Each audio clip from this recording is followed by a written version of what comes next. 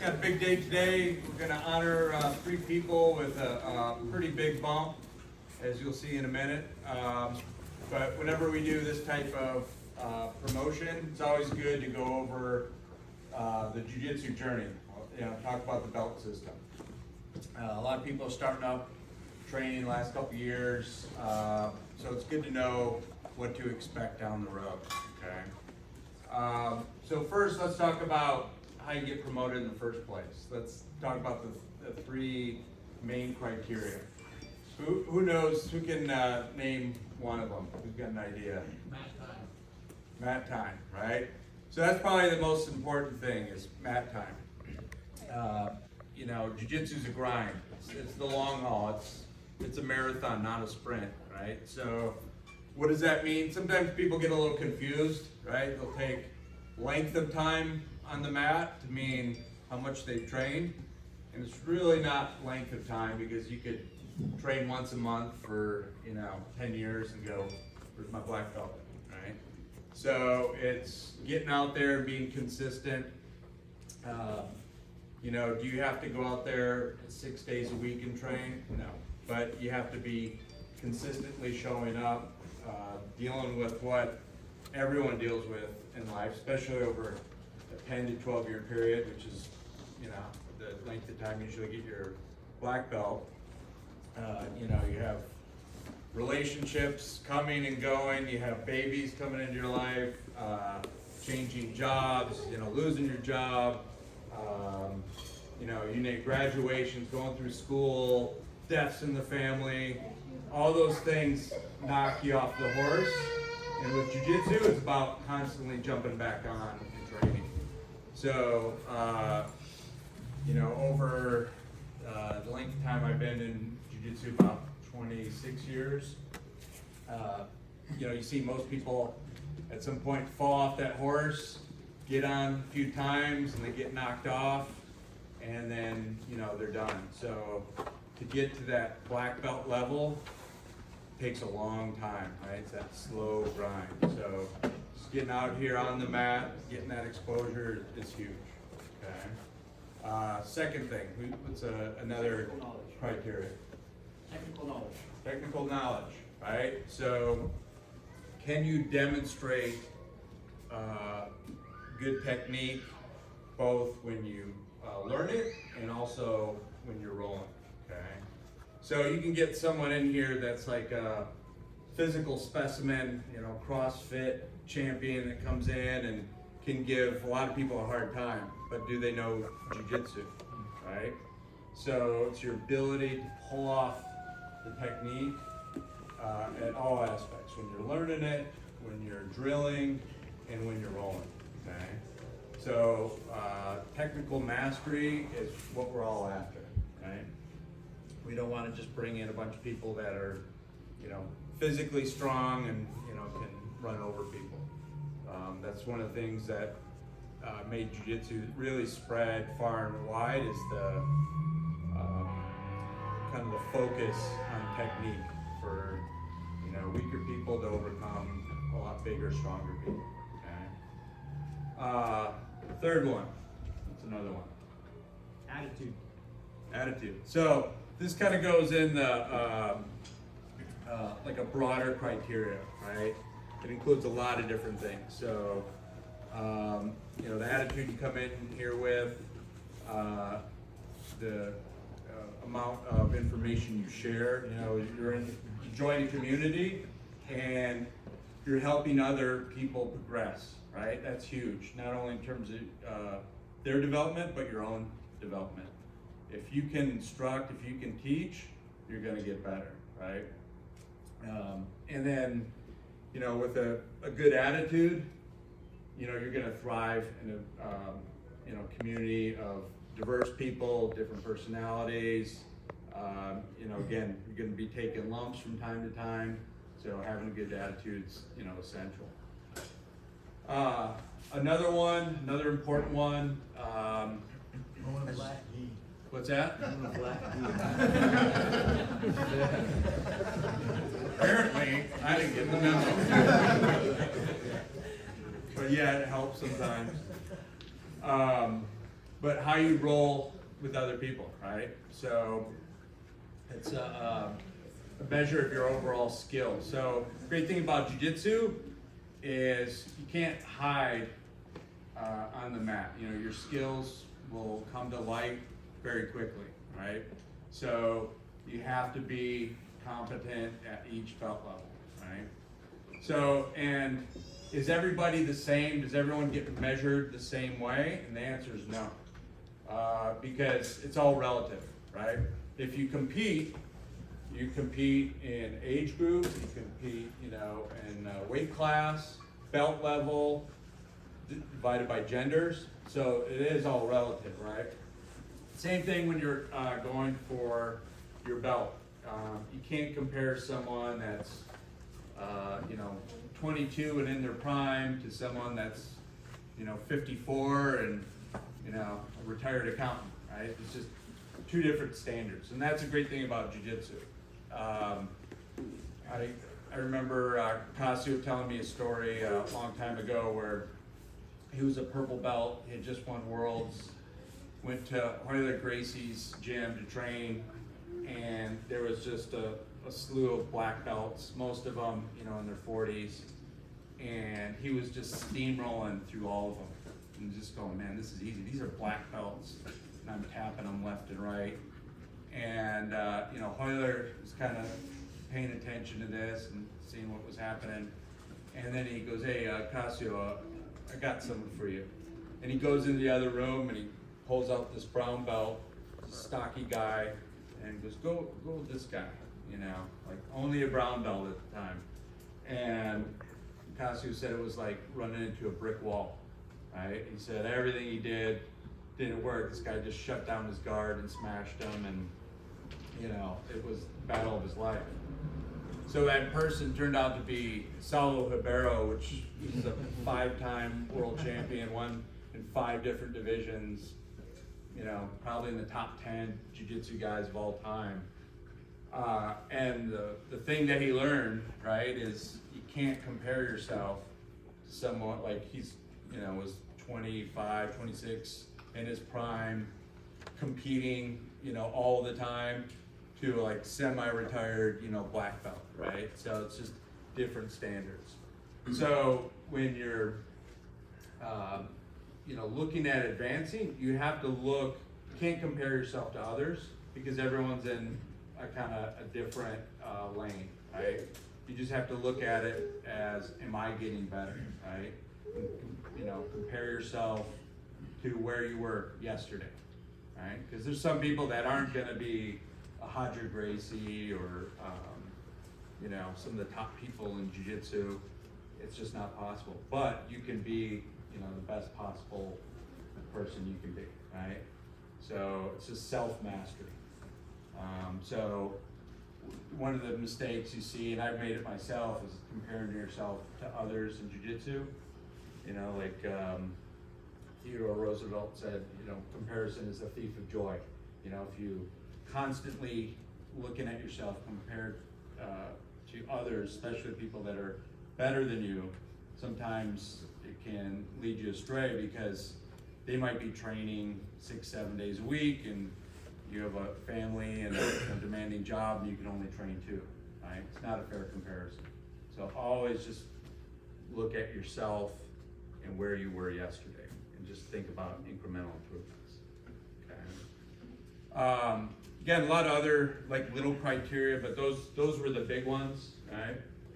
And you know, in terms of progression, so you know, at white belt, when you start jiu-jitsu, you're kind of a blank slate, an empty cup, right? You really don't know anything. The first thing you learn is how not to be a spaz, right? That's just like your thing that you're trying to focus on. And in fact, we've had a lot of people that are, you know, killers today that are really good that started as those spazzy white belts. I can think of one very long-legged fellow who started here back in 2012, and athletic, big guy, went against another athletic, big guy, and I said, all right guys, calm down, you know, they're going a little bit hard, but they like two bulls going at it, and then all of a sudden this guy's shoulder just ripped. You hear this big pop, and had to get shoulder surgery, and so you know, I had to calm this person down. Took a while, you know, about 10 years, but what are you laughing at, Matt? You know that guy? Yeah. But you know, you get through that spazzy phase, then you're just learning how to breathe properly when someone's laying on top of you and not panicking.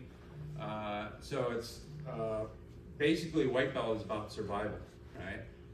Slowing down the number of taps that you get. I always say the first 6 months is the most difficult because the learning curve is huge. You're getting smashed all the time. It's typically not that fun. But you get to that golden age or golden period of like, you know, 7 to 12 months, and things are starting to make sense, right? And then usually when you hit the blue belt level, that's when you're getting that basic proficiency where, you know, things are starting to come together. You're learning how to defend things. You're not tapping as much. But that's the stage where, again, your basic level of proficiency that, hey, if you had to do this for real, you know, someone jumps on your back in the street, you know how to swiftly throw them off and take care of them without any problems, right? Then you got purple belt. So purple belt is when you're really starting to get well-rounded. You're developing a really strong guard, which is, you know, a struggle for most people in the white blue belt phase. And then you're starting to develop systems, right? And this is where the chess part of jiu-jitsu comes into play, where you know, you're seeing several moves ahead, you're setting traps, and so one move leads to 5 or 6 other moves, right? That's typically when you see it at purple. And then at brown, you're starting putting those systems together and interlinking those systems, right? So it gets a lot more complex. And as brown, you know, you're starting getting close to that mastery where, you know, where you hit black belt, and then, you know, you're pretty complete in terms of stand up, top, bottom, everywhere you feel comfortable, okay? And like I said, that, you know, that journey to black belt is a long one. 10 to, you know, 12 years of consistent training, okay? And so, you know, I think it's important to just remember, you know, you're in it for the long haul, and it's just getting up. You're gonna get knocked down, get back up. It's just a grind. And I think we've had thousands of people come through the door, and, you know, we have like a handful of black belts, right? We have, I think, 6 right now. So if you look at do the math on that, that's, you know, a fraction of 1% of the people that come through the door, right? That actually train. Then you take the people that came in, couldn't handle even, you know, signing up and getting through a couple classes, it gets even lower, right? So it's truly a special thing, you know, when you can get to that level. Not too many people can do that. So any questions about the process of how the belt system works? Again, this is always a good time to talk about it, since this is a big one, big milestone. But any questions before we go forward? Does being on time?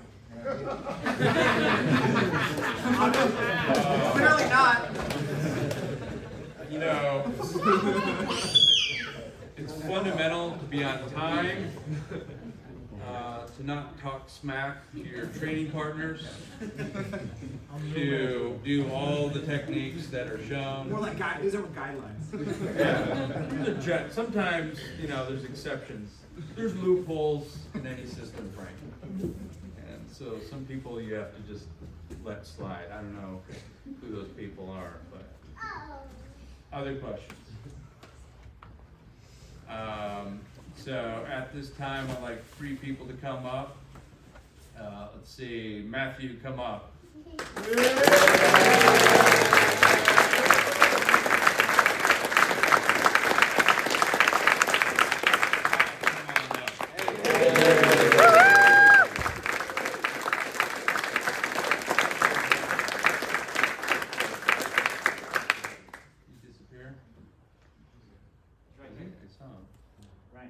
Oh, there he is. Come on up.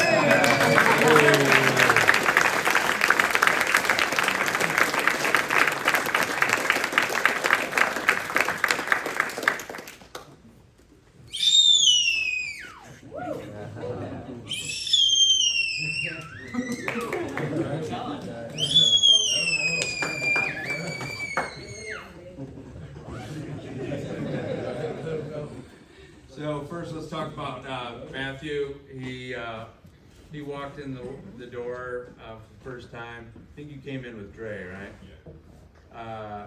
So him and Dre came through the door, and they were my young guns. So we had, people starting from like late 20s to mid 30s. I would say that was the bulk of the people, and then Matt and Dre were our young guys. Early 20s, both pretty athletic. Again, the Spazzy story applies here of, getting Matt, putting the reins on him to get him to slow down. But he listened to me, and, I told him, hey, with legs like that, you have to develop a guard. Resisted a little bit at first. And then, started to comply, and then started working on his guard. I go, okay, again, legs like that, you're gonna do triangles over and over again. Trust me on it. Work on your triangles. A little bit slow to jump on that train, but eventually he did, and then at some point he was triangling everybody. I was like, Matt, you gotta do other things but triangles. So, but again, the important thing is, with all 3 people up here, they've gone to me for advice, and, I gave them advice, and they listened and started to implement it in their game. So, that's always super important for getting better in jiu-jitsu. So, Matt is gonna be our first homegrown black belt. He, everyone up here, everyone over here has had, a little bit of training before they came and started at Waza. So Matt's our first black belt that came from white belt just starting up to, black belt here. So it's a really special moment for me, and I'd like to present him with a well-deserved black belt. Hey!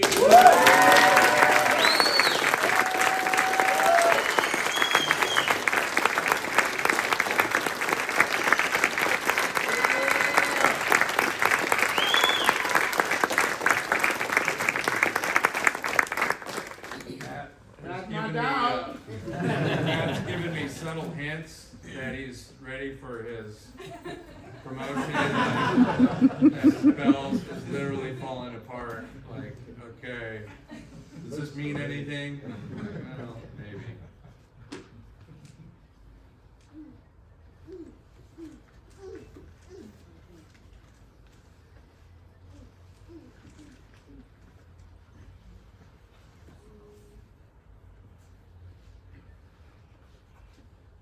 Tight. It's actually an A2 Husky.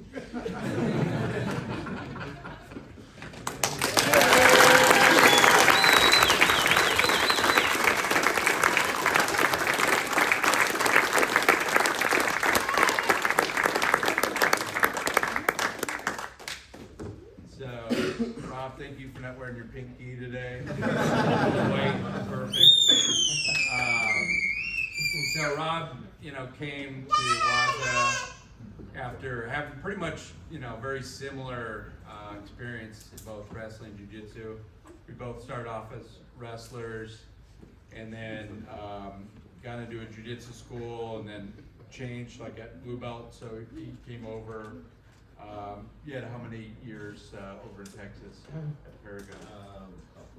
Yeah, so he came to us with a lot of experience, and still had that wrestling base, so I could relate because when you have a background in something else, you don't want to let it go, right? You want to keep holding on to that as long as you can.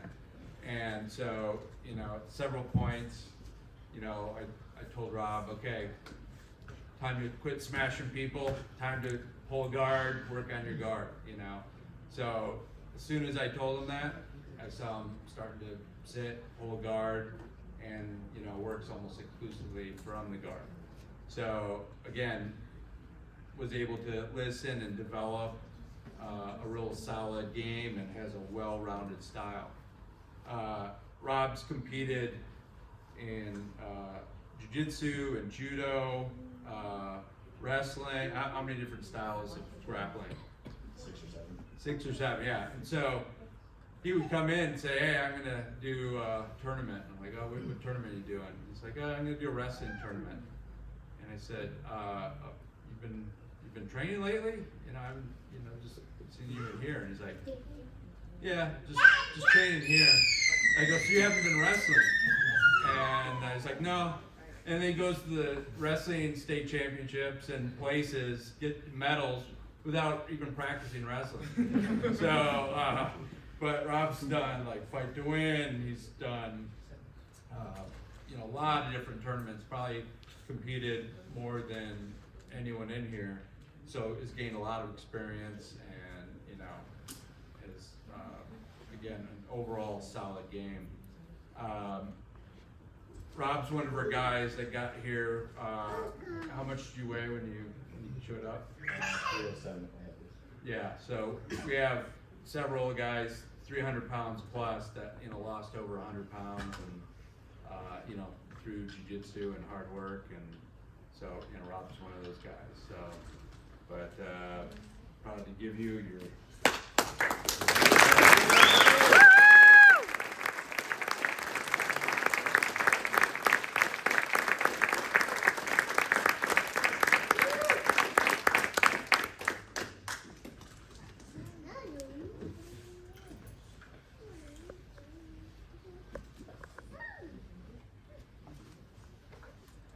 Just so you know, gauntlets off limits. Frank, I saw a tear go down your cheek.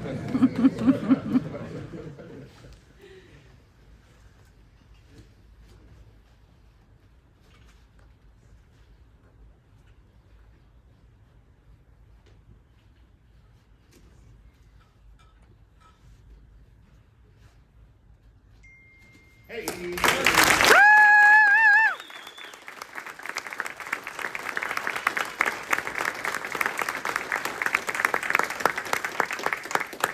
Last but not least, we have the ninja hiding in the corner there. Ryan's been with us, since the very beginning when we had the suite a couple doors down.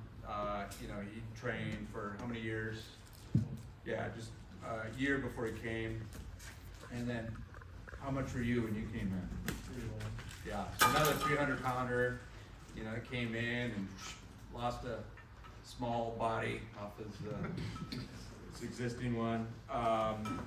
And again, the great thing about Ryan, with all these guys, I said, big guy, got to work on your guard.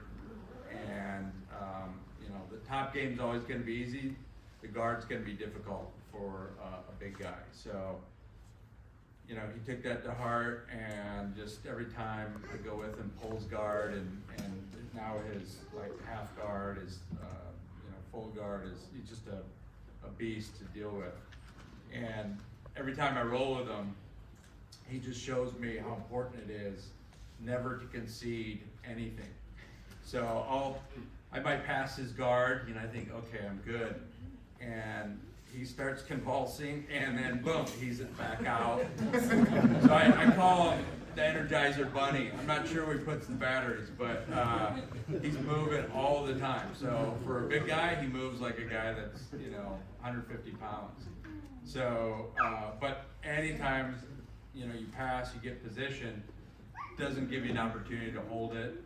You know, he's always moving and never conceding anything, right? So it's every blue moon where I can catch him in a submission. You know, I can't even remember the last time I was able to. But again, you know, one of those people that say, hey, what do I need to work on? I tell them, and then you come back and they're working on it. So, you know, that's always one of the best things you see it, you know, as an instructor, is people coming to you for advice and then, you know, taking that and taking it to the next level. So, I'd like to present Ryan with the black belt.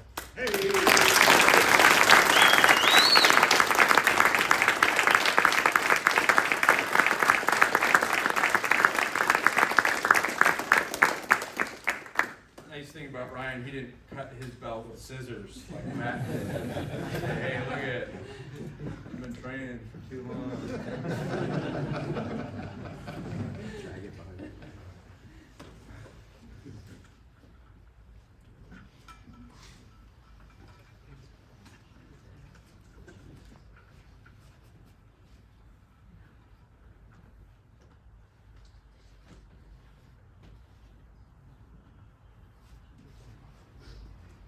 That's not master.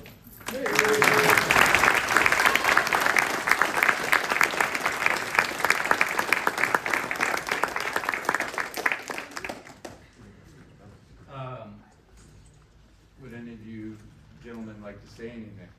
Matt? Matt? Steve, Jimmy fighting for it. Steve, I hate public speaking, but I want to thank everybody in here, especially Larry, DeAndre, my best friend D'Artagnan. A lot of people don't know this. This dude, D'Artagnan, introduced jiu-jitsu to me and Dre. I remember when Gold's Gym was open, we tried this bootsy ass jiu-jitsu gym over there, and it was like law enforcement based, and we were tumbling, doing flips, backflips, and I was like, this mess is crap. And a couple months later, Dart said, hey, there's actually a legit Brazilian jiu-jitsu gym right up the street. And I was all like, really? And he was like, yeah.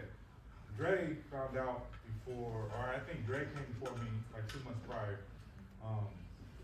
and we started training. Long story short, about 10 years later, the dude that introduced us to jiu-jitsu finally decides to show up.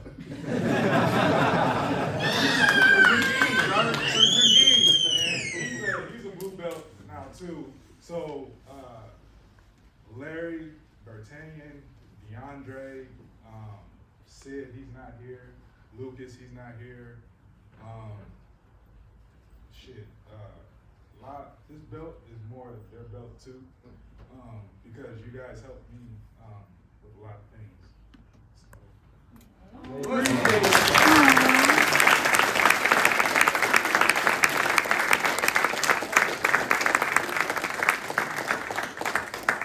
I'm done. Go ahead. Yeah, it's definitely been a long journey for me, and weight loss was actually the key that kind of started for me. And I kept going and just met more and more people. One thing that's been reflected is the step forward. Lost Dan,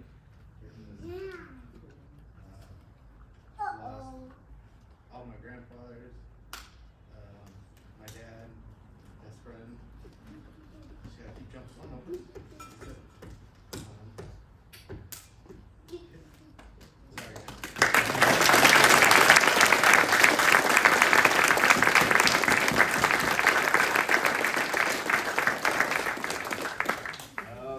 I don't know much of a public speaker. I just want to thank all of you. I mean, it's too many to single out, but no, I appreciate every one of you guys. Good training. You guys are great training partners. It's just kind of funny to come to the well, not at the end, but to get to that peak that so many people strive for. I only the funny part is I only started this because I mean this was the closest replacement that I could find to wrestling originally. But I'm lucky that I fell in love with this, and then after my big long break to come and find Derek, who's just been amazing, and he's one of the best coaches. I mean, everyone in here knows that. And you know, it's been an amazing experience, and you know, gonna still keep on going. So yeah, thanks guys.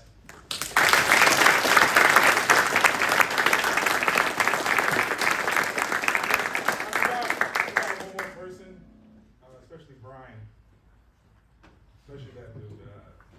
All you guys mean the world to me, so I want to thank you guys again.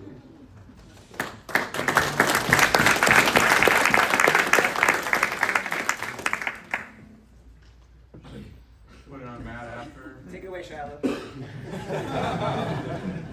4 years, there's been a 50% increase in the number of Waza. And more to come. I don't think I've rolled with most of you guys for quite a while, so now we can start rolling again.